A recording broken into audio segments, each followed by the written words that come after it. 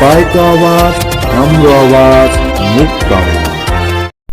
Subscribe, like, notification on, share गरिदिनुहोस्। धन्यवाद। कि अब यो 5 डिसेम्बर भन्दैछ, 5 डिसेम्बर भएर मात्रै भएन, दिएर मात्रै भएन। हाम्रो बाजे बोजू पिता पुर्खा बसेको हामीलाई जग्गा जमिन चाहिन्छ। किन भनेदेखि त्यो नापी चाहिँ त्यो च्यान छ नि त उखाले फ्याउनु हामीलाई। नानीहरू कहाँ बसोस्? त्यो मेरो नाममा मात्रै होस्, अरू नानीहरू कहाँ जाओस्? त्यो चाहिँ हामी मान्दिनँ, यसमा त हामी विरोध गर्छौँ। हामी चिया बगानमा महत्त्वपूर्ण मुद्दाहरूमध्ये एउटा ल्यान्ड राइट पनि हो र सम्पूर्ण चिया बगानहरूमा ल्यान्ड राइट पाउनुपर्छ भनेर धेरै सङ्घ संस्था साथै सङ्गठनहरूले, ट्रेड युनियनहरूले माग गर्दै साथै आन्दोलन गर्दै आइरहेको थियो। तर अब सरकारले भने ल्यान्ड राइट दिने कुरा गरिरहेको छ। तर प्रश्न यहाँ आइरहेको छ कि सरकारले कति ल्यान्ड राइट दिने हो भनेर। नमस्ते, म सुमित देवान, वेस्ट बेङ्गल दार्जिलिङ डिस्ट्रिक्टबाट।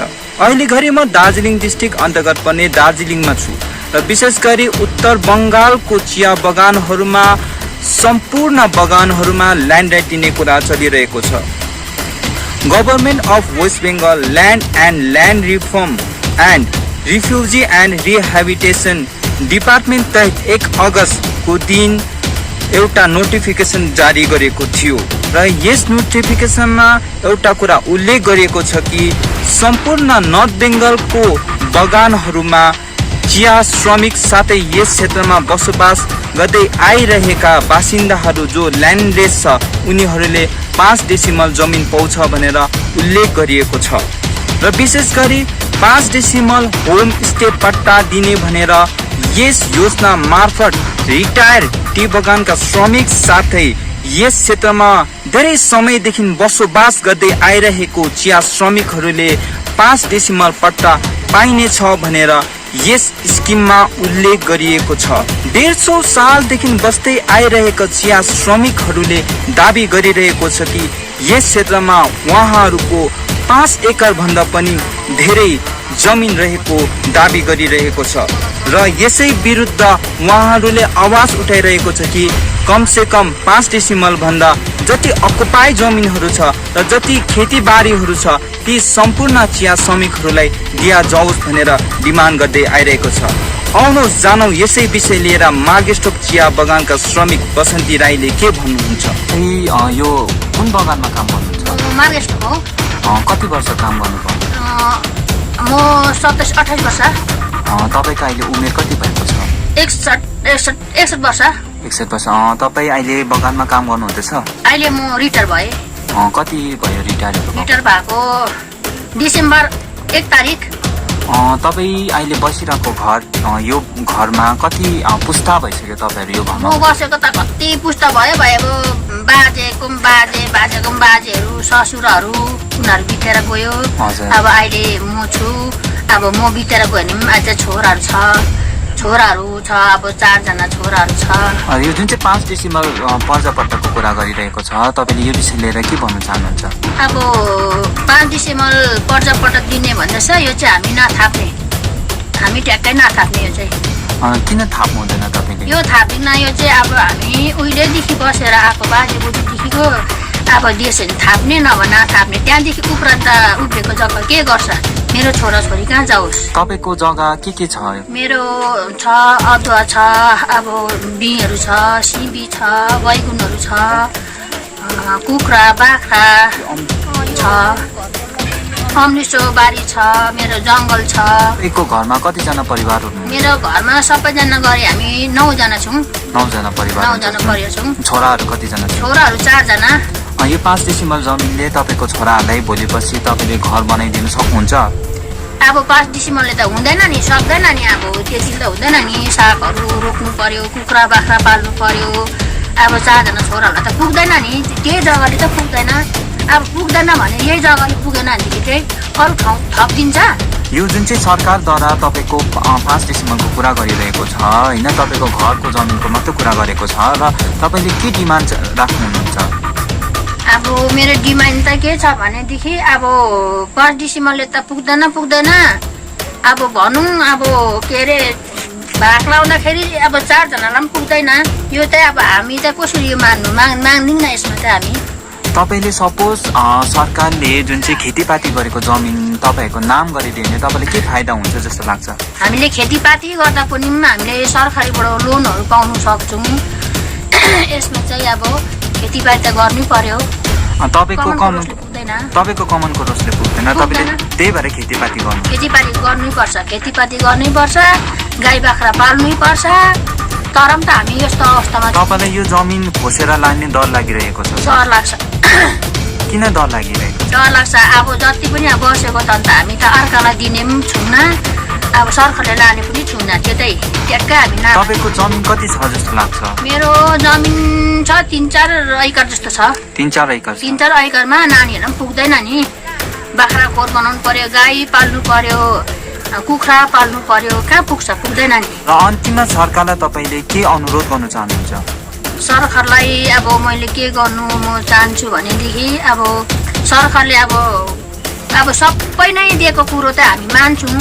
त्यो पर्जापट्टा दिने कुरो गऱ्यो भने अब हामी मान्छौँ, नभए चाहिँ हामी नमान्ने। तपाईँले नथाप्ने। मेरो नाम सुमेन्द्र तामाङ, म हिल प्लान्टेसन इम्प्लोइज युनियनको एसिस्टेन्ट सेक्रेटरी। हाम्रो HPEU हिल प्लान्टेसन इम्प्लोइज युनियनको तर्फबाट हामीले हाम्रो स्ट्यान्ड पर्जापट्टा लिएर, पर्जापट्टा सबैको माग हो। 80 वर्षभन्दा पुरानो यो एउटा यहाँनिरको राजनैतिक माग हो दार्जिलिङ तराई डुवर्सको। हामीलाई थाहा छ 1940 देखिको सुरु भएको चिया बगान आन्दोलन र त्यसपछि 1955 को मार्ग्रेट सोप जुन चाहिँ आन्दोलन थियो, त्यो आन्दोलनमा पनि एउटा प्रमुख माग थियो पर्जापट्टाको माग। र यही पर्जापट्टाको सिलसिलामा कुरा गर्दाखेरि जुन चाहिँ यो 5 डेसिमल कुरा आइरहेछ, 5 डेसिमल अर्थात् तपाईँको 2174 स्क्वायर फिट अर्थात् 2.5 देखिको 3 कट्ठा जमिन। त्यो जमिन जुन चाहिँ छ, यो जमिनले चाहिँ समस्त चिया बगानमा काम गरेर खटी खाने मजदुरहरूको जीविका चल्दैन। किनभने 250 रुपियाँको हाजिरा, त्यो पनि कति 15-16 दिन भयो यो हाजिरा बढेको। 250 रुपियाँ हाजिरामा वर्करहरूले आफ्नो समस्त जीविका चलाउन सकेको छैनन्, त्यो सबैलाई थाहा भएको कुरा हो।